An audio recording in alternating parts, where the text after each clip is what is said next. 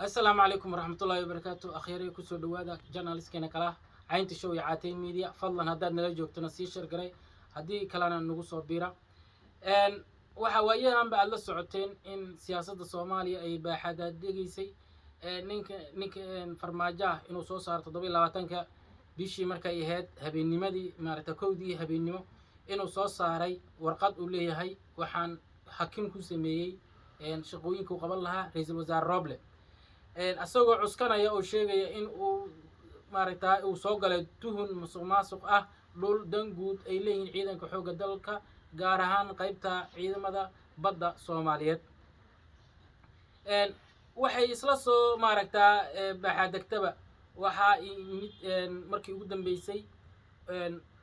muhiimadda aan sida aan maaragtaa ugu gudubno waxyaalahaas khilaafaadkii waxaad ogeedeen inuu shirar dhaceen in ra'iisul wasaarihii meeshii maalintii tegay inuu shir qabtay ra'iisul wasaarihii uu farmaajo ku leeyahay madaxweynihii hore afgembi buu sameeyay sidaas la mid ah madaxweynaha sawirkiisii darbiga gadaale ugu dhagan oo ka fujiyay shirar kale la qabtay la galay waxyaalo badan oo saas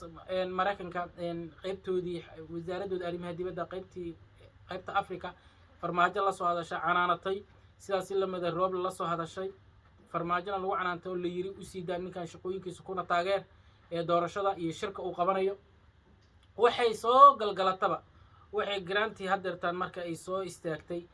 in maanta uu maqan yahay kaliya ninka la lafta gareen markii laga reebo guud ahaan halkan waxa jooga maamul goboleedyadii awalba gobolka Banaadir fadhigiisu halkan buu ahaa ra'iisul wasaare halkan buu awalba ku shaqeynayay dani waa yimid Axmedow waa yimid qorqor iyo ninka la yiraahdo Guudlaaw waa joogay waa yimaadeen oo maalin bay ka soo horeeyeen marka halka markay joogto ninka la yiraahdo ninka la yiraahdo lafta gareen wali waa careysan yahay oo waa nin maaragtaa xubno badan gacantiisa ku tuhmayo baarlamaan inuu hayo oo maaragtaa Ilaahay ka sokow inuu asagu maamulo waxa dhacda marka inuu ka xanaaqay uu sheeganayo inuu ka xanaaqay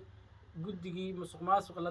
guddiga xalinta khilaafaadka doorashooyinka ee 7 xubnood oo ra'iisul wasaaruhu bixinayay ayuu sheegay inuu maaragtaa ka xanaaqay hase ahaatee waxa lagu maslaxay oo maslaxadiisa laga dhigay in maaragtaa gudoomiyaha guddiga la siiyo xalinta khilaafaadka oo dib markii loo isku soo celiyaa sidaas la mid ah ayadana waxa laga shiray waxaan ogeyn ayadu naftirkeeda waa in ayadana aan ogaanaa waxa ogeyn golaha nimanka la yiraahdo federaalka kuwa u qaabilsan dawladda dhexe maaragtaa doorashooyinka oo fiid loo yaqaan waxay sameeyeen watii gudoomiye Cirro laga qaaday xilka intay fariisteen waxa hadda lagu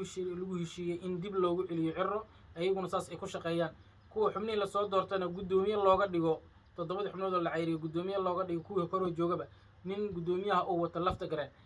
shirka waxa la rajeynayaa lafta gareen inuu yiraahdo Isniinta ama Talaado yimaado kadibna uu shirka bilowdo hadeertaana shirku waa iska sii bilbilow ilaa bari waxa loo gaaro waxa laga yaabaa inuu shirka iska sii bilowdo inta asagu ka imaanayo oo la gaarayo dabcan waxaan ognahay waxaan farsamooyin ayaa jira gudoomiyada markay isku yimaadaan kadib waxa laga yaabaa ka horba in farsamooyinadii ay ka soo shaqeeyaan lafta gareen oo maqanba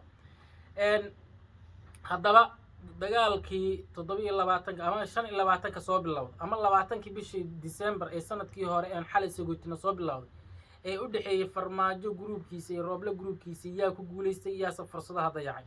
waxaan hubnaa oo cid walba oo Soomaalida nabad ogtahay fursadii rooble ay soo martay inuusan ka faa'iideysan hase ahaatee farmaajo inuusan maarta fursadaha uusan dayicin ay hadii buunbuunin ay taho kale uu ka faa'iideysto waliba waxaad ogtihiin in wasaaradda amniga gudaha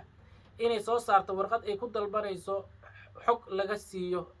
ninka la yiraahdo Muqtaar Roobo oo dawladda Soomaaliya u xiran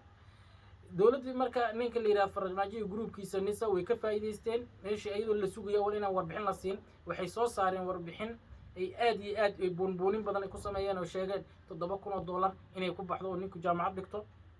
jim uu leeyahay dhaqaatiir caafimaadkiisa la socota oo qaybaha kala duwan ay jiraan maaragtaa xaasaskiisa u yimaadaan biilal noocaas oo qaato ninka fursadda noocaas oo farmaajo asxaabtiisa ka faa'iideysanayaan nimanka laakiin xasa ahaatee ninka la yiraahdo xafiiska rooble iyo ragga la jooga oo iska maaragtaa niman iska alif leeyahay waxba kama faa'iideystaan fursadaha soo mara oo way dayacaan oo waxaad marqaati uga tihiin 27 bisha meesha iyadoo la hogaaminay la geeyay inuu fursadaas oo dayac cid walba waa ogtahay waxaan ku soo gabagabeynaynaa marka shirka waxaan rajaynaynaa inuu maaragtaa furmo ilaa bari dambe wixii loo gaaro arrimaha laga shirayana wax kala maahan waa in maaragta dani iyo axmed madoobe waxay wataan in hal magaalo lagu soo koobo maaragta guddiyada kale farmaajo kuwa kale oo ka socdo maamul goboleedka qorqor iyo lafta gareen iyo ninka la yiraahdo guuldaawana iyo gobolka banaadirna waxay maaragta wataan in maaragta hadduu alla ku roon yahay labadii magaalo loo daayo oo heshiiskaas aan la taataaban haddaba maxaa dani iyo axmed madoobe maxay uga bedelanayaan roble waxay uga bedelanayaan guddigii uu kala diray oo xalinta khilaafaadka doorashooyinka ayay uga bedelanayaan si ay taas uga bedeshaan ayay waxay sameynayaan in maaragta ay yiraahdaan hal magaalo ku bedel hal magaalo qodobkaas saar oo hal magaalo ka dhig annaguna kaaga daba qaylin mayno dhihi mayno ra'iisul wasaarihi waana maaragta horena u soo dhigteeno markuu ra'iisul wasaaruhu shirku ku baaqay madaxweynuhu ku baaqay waxay qaateen oo doorteen in Roble shirkiisa yimaadaan oo war cad ayay ka soo saareen asxaabay wixii ka soo kordha halkan ayaad kala socon doontaan fadlan si share gareeya waa asxaabtiina u qaybiya assalaamu calaykum wa rahmatullahi